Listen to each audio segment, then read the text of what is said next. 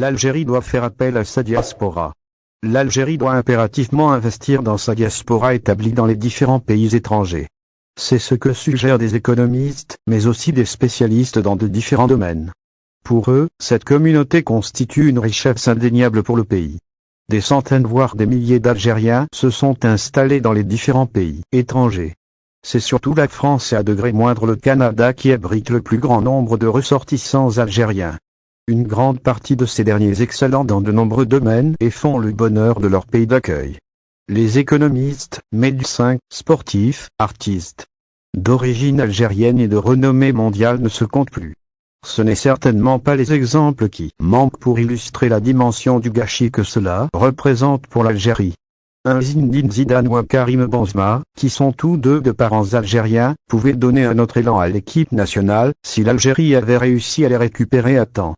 D'autres binationaux concernant le sport roi, mais aussi d'autres disciplines, portent l'équipe de France et les sélections des autres nations qu'ils représentent. Pourquoi les ressortissants algériens sont toujours réticents pour venir en Algérie? D'autres Algériens font encore des merveilles un peu partout dans le monde et dans de différents secteurs tels que la médecine, le cinéma, l'économie et autres.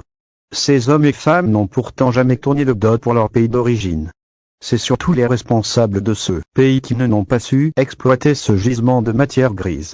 Les quelques gestes entrepris par le gouvernement, de temps à autre, se sont avérés insuffisants et peu convaincants pour ces ressortissants algériens qui se montrent toujours réticents pour venir s'installer et investir au bled.